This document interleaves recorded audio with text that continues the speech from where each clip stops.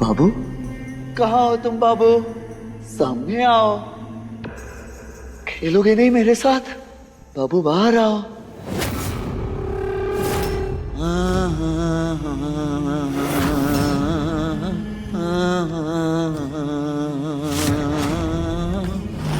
इसी छुरी से डराती थी ना तू मुझे?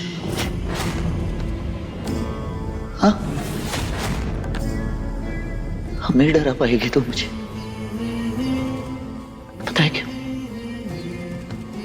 मार दिया मैंने तुझे? मर गई तू।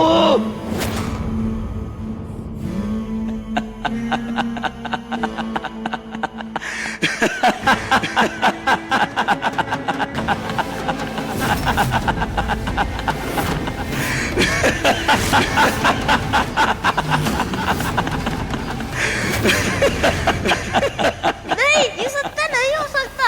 ये सत्य नहीं हो सकता। शेषव, दीदी के साथ अन्याय नहीं हो सकता। आपने तो कहा था कि दीदी के गर्भ में आपको और प्रभु कार्तिकेय जी का अंश पल रहा है। शेषव, फिर आपने उनकी रक्षा क्यों नहीं की? क्यों नहीं की आपने? जब उसका हाथ ऐसी हो रहा था तो उसे दीदी की शरण में क्यों भेजा? क्यों? शेषव, एक पल हमारी बात सुन तो लो। नहीं मैया, आज आपको मेरी बात सुननी होगी। दीदी को कोई हानि नहीं पहुंचनी चाहिए और ना ही उनकी संतान को। आपको कुछ करना होगा मैया, कोई चमत्कार दिखाना होगा। शेषव, हम इसमें कुछ नहीं कर सकते। हमारे हाथों में कुछ भी नहीं है। किंतु क्यों? एक बार दीदी की अवस्था तो देखिए।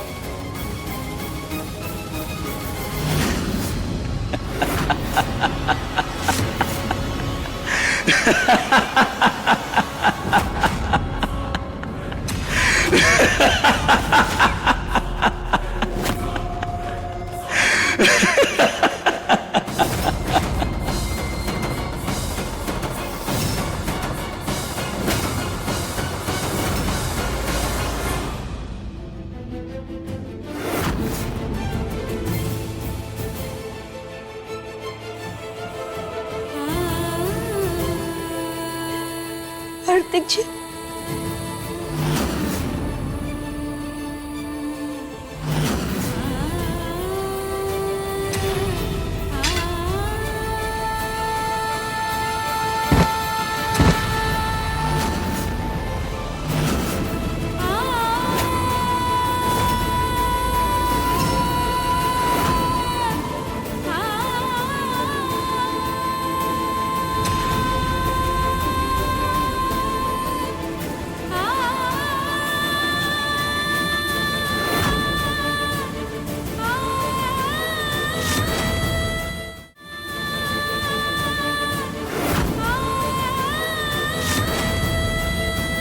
कोई गंगा जी में भी खड़े होकर हमसे ये कहे कि कार्तिक जी हमें मारने की कोशिश करेंगे, तब भी हम ये बात नहीं मानेंगे।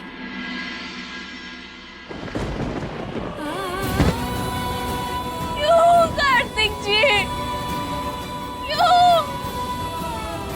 आप हमारे साथ ऐसा कैसे कर सकते हैं? हमें होने वाले बच्चे के साथ ऐसा कैसे कर सकते हैं? कैसे कर सकते हैं? वैष्णवी, अपने आप को संभालो बेटा। ऐसे हिम्मत छोड़ दोगी तो कैसे काम चलेगा? हिम्मत रखो वैष्णवी। कैसे हिम्मत रखे? कैसे संभाले खुद को? जो कार्तिक जी हम पर चार छिड़कते हैं, इतना प्यार करते हैं हमसे, उन्होंने हमें और हमारे बच्चे को मारने की कोशिश की। ये देखने के बाद हम कैसे संभाले खुद को? कैसे संभाले? वैष्णवी, वो अपने होश में नहीं था बेटा।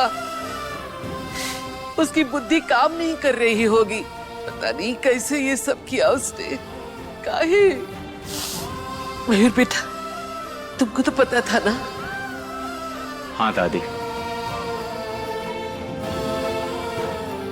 कोई गंगा जी में भी खड़े होकर हमसे ये कहे कि कार्तिक जी हमें मारने की कोशिश करेंगे, तब भी हम ये बात नहीं मानेंगे। तुम मानो चाहे ना मानो, पर सच तो यही है, तुम्हारे साथ जो कुछ भी हो रहा है वो कार्तिक कर रहा है। ये सारे हमले कार्तिक कर रहा है। झूठ बोल रहे हो तुम। कार्तिक जी हमारे पति, वो हमसे इतना प्यार करते हैं, वो ये सब क्यों करेंगे? क्या मिलेगा उन्हें ये सब करके? ए बाबू, तुम्हारी पढ़ाई लिखाई के बारे में हम बिल्कुल नहीं जानते। हम बस इतना जानते हैं कि हमारा कार्तिक बबुआ वैष्णवी से बहुत प्यार करता है। वो इसके साथ ऐसा कुछ नहीं कर सकता है। यकीन करना थोड़ा मुश्किल है दादी, पर मैंने अपनी आंखों से देखा है। आइए आप सब खुद ही देख लीजिए। ये देखिए चाय। जब वैष्णवी चाय के हरे होने की बात कह रही थी, तब मैंने कार्तिक के हाथ में हरे रंग की इंक देखी थी।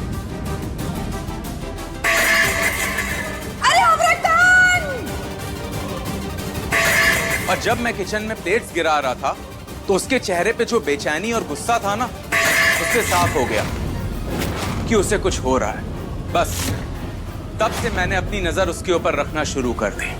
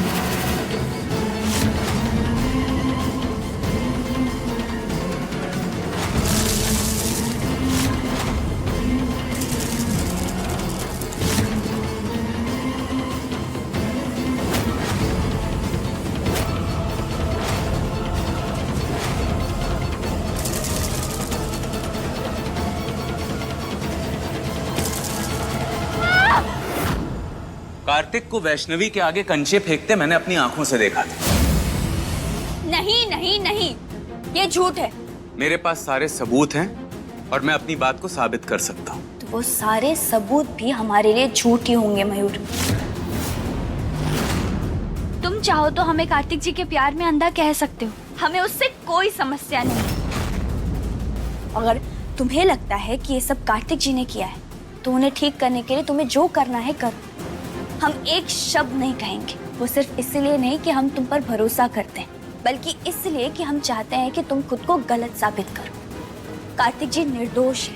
हम पर हमला करना तो दूर की बात है, एक खरोच तक नहीं आने दे सकते हम। और ये बात तुम्हें भी जल्दी ही समझ में आ जाएगा। ठीक है, फिर अब तुम वही करोगी जो मैं कहूंगा, ओके?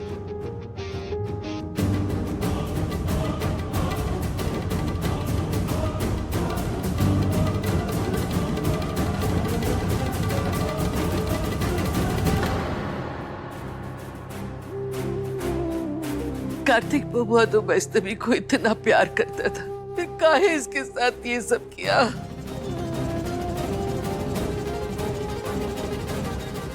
दादी,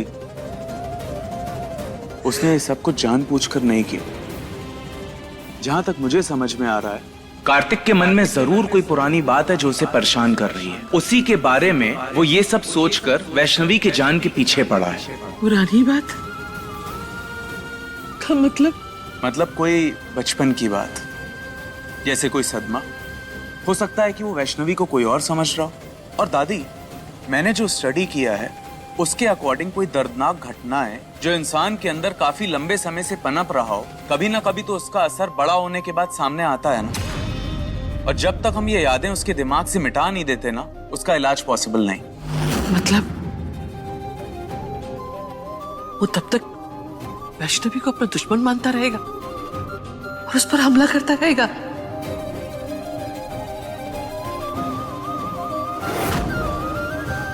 ये छठी भैया, ये अपने घर पर कैसी विपदा आन पड़ी है। वो तो वैष्णवी ने अपने दिमाग से काम लिया, नहीं तो आज बहुत बड़ा अनर्थ हो ही जाता। दादी, वैष्णवी मेरी बचपन की दोस्त है। सच सामने लाने के लिए उसके साथ खड़ा रहना मेरा फर्ज है। ये छठी भैया, ये अपने घर पर कैसी विपदा आन पड़ी है। वो तो वैष्णवी ने अपने दिमाग से काम लिया, नहीं तो आज बहुत बड़ा अनर्थ हो ही जाता। दादी, वैष्णवी मेरी बचपन की दोस्त है। मैं उसकी जान को खतरे में नहीं आने दूं। मुझे पता था कि कार्तिक कुछ ऐसा करेगा, इसीलिए मैंने उसके रास्ते में आने वाले चाकू को बदल दिया। ये देखिए, ये उसके पेट में तो लगा लेकिन अंदर तक नहीं गया। वैष्णवी, अब तो यकीन हो रहा है ना मेरी बातों पर? कैसे नहीं मानेंगे बेटा, लेकिन हमारा मन बिल्कुल मानने को तैयार नहीं है।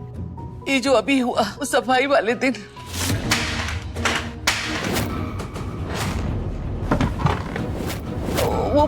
वो सब कार्तिक बबुआ ने किया था।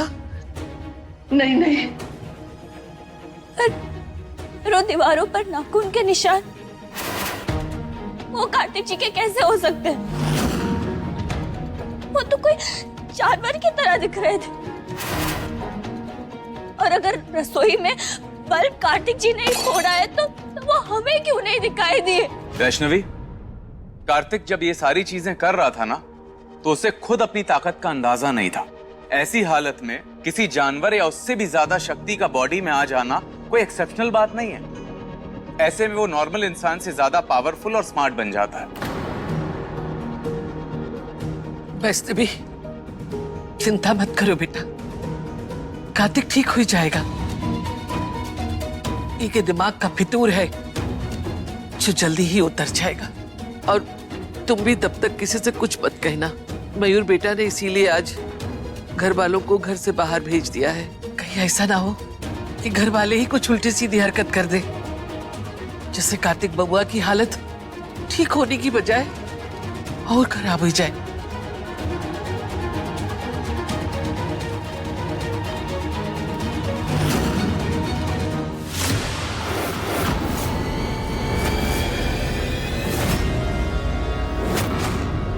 हाय मोरी मैया, भगवान जी तुमको सत सत प्रणाम। अरे हमरे सालों की तपस्या पे आखिरकार तुमको तरस आ ही गया भगवान जी। धन्यवाद कैसे करूं तुम्हारा। अरे आज हमको फल मिल गया। हमरे कार्तिक ने वो वैष्णवी को मारने की कोशिश की। अरे भगवान जी, नजर न लगे। मैडम जी, आपका समोसे। अरे समोसे वाले भैया छोड़ो समोसा, फटाफट ना गर्मा गर्म एकदम करारी जलेबी तल दो।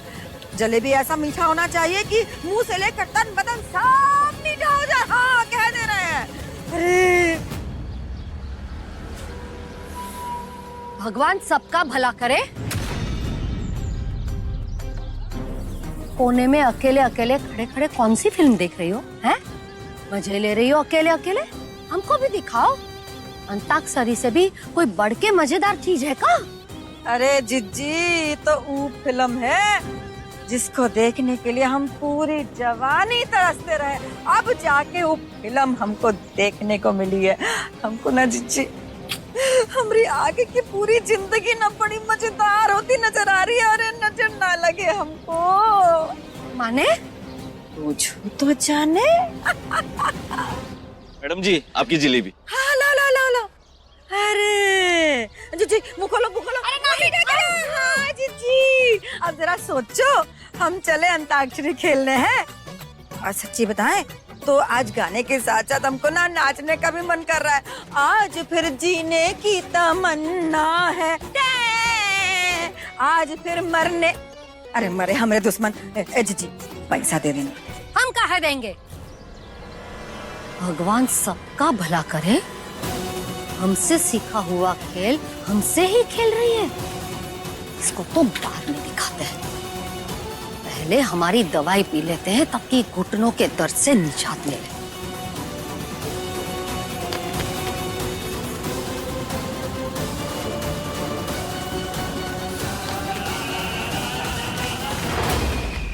जब उर्मिला प्रपंच रच सकती है तो चक्रव्यूह रचने की क्षमता तो तुम भी रखती हो पुष्पा।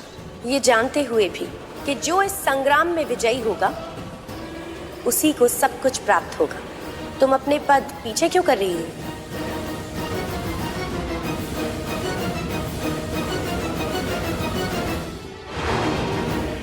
मैया शतरंज के खेल में भी तो दो सेनाएं होती है, एक दूसरे के आमने सामने, और दोनों को ये चाल चलने का बराबरी का मौका मिलता है।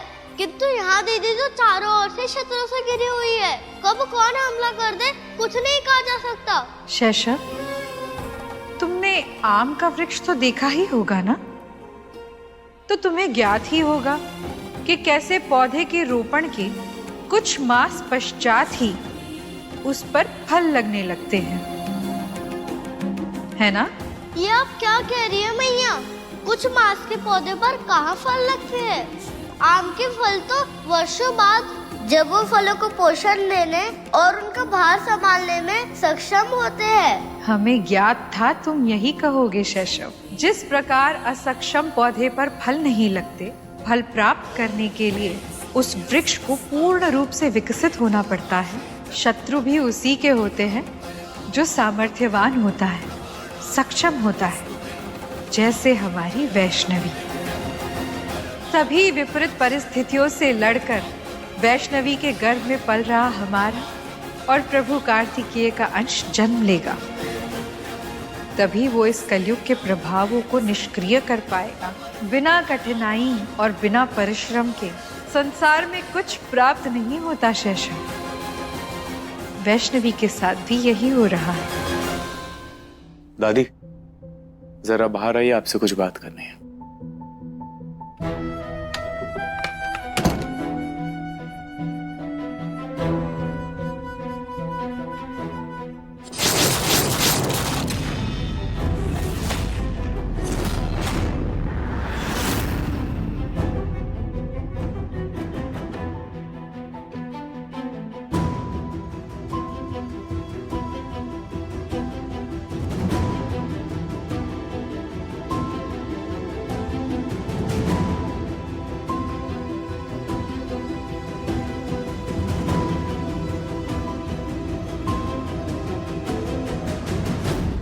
हम जानते हैं कार्तिक जी, कि आप ये सब नहीं कर रहे। कोई है आपके भीतर जो आपसे ये सब करवा रहा है, क्योंकि हमें पता है कि आप हमसे प्यार करते हैं। अब बिल्कुल चिंता मत कीजिए कार्तिक जी, हम आपको ठीक करने के लिए कुछ भी करेंगे। दुनिया की कोई भी ताकत आपको हमारे या आपके बच्चे के खिलाफ नहीं कर सकती कार्तिक जी।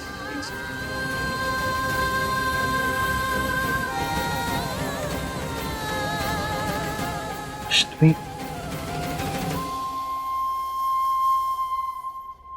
वैष्णवी, तुम यहाँ कब आई? वो तो मैं अपने होने वाले बच्चे का पालना बना रहा था, ऑलमोस्ट रेडी हो चुका है, और कब मेरी आंख लग गई मुझे पता भी नहीं चला। एक मिनट।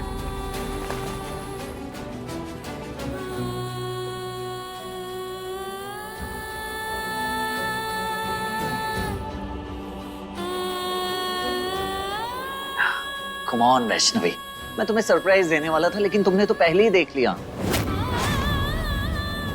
कोई बात नहीं। अब अगर तुमने देख ही लिया है मोहतरमा, तो जरा फरमाइए कि कैसा लगा हमारी बेबी का पालना। उसके डैड ने बनाया क्या? सी? क्यों? हाँ, ओके, ये देखो, इसके अंदर मैंने टेडीज, और ये देखो,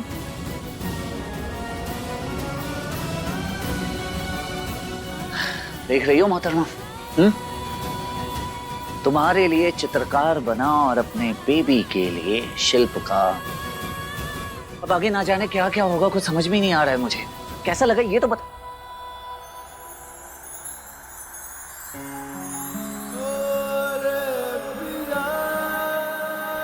आगे सब ठीक होगा। ऑफ कोर्स सब ठीक होगा। तुम एक पालने को देख के इतना इमोशनल हो गई, जब हमारा बेबी होगा तो क्या होगा? कैसे संभालोगी खुद को? सब संभाल लेंगे। ये है हमारे कार्तिक जी, हमसे प्यार करने वाले, हमारा ख्याल रखने वाले, और इनका ये रूप जो भी बदलने की कोशिश करेगा उसे इनसे दूर निकाल फेंकेंगे हम।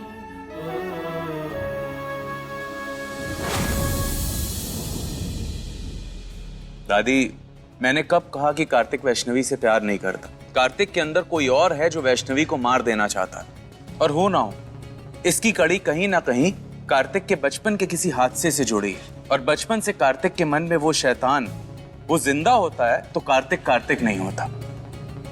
हमको कुछ नहीं पता, हमको ये सब समझ में नहीं आ रहा। बस इतना बता दो, उसका इलाज संभव है कि नहीं? काहे से कि वैष्णवी के पेट में कार्तिक का बच्चा है, वो को तो कोई खतरा नहीं है ना? इस बात की चिंता तो मुझे भी है दादी। इसलिए जब तक कार्तिक ठीक नहीं हो जाता, मैं तो कहूंगा कि वैष्णवी का कार्तिक से दूर रहना ही ठीक होगा। उन दोनों का साथ रहना मतलब वैष्णवी और उसके बच्चे दोनों की जान को खतरा हो। ये इतना आसान नहीं है। काहे से कि हम इतना जानते हैं कि कार्तिक की जान वैष्णवी अपनी जान पर खेलकर भी बचाएगी, लेकिन वो को अकेला कभी नहीं छोड़ेगी।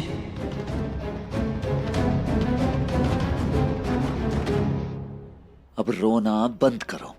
और तुमने बताया नहीं कैसा लगा तुम्हें पालना? और तुम्हें उस दिन रसिया खाने का मन कर रहा था ना? आज कोई क्रेविंग नहीं हो रही? एक काम करते हैं, हम दोनों चलते हैं और आइसक्रीम खाते हैं। सुना है प्रेग्नेंट लेडीज को आइसक्रीम खाना पसंद है, उन्हें क्रेविंग होती है। चले?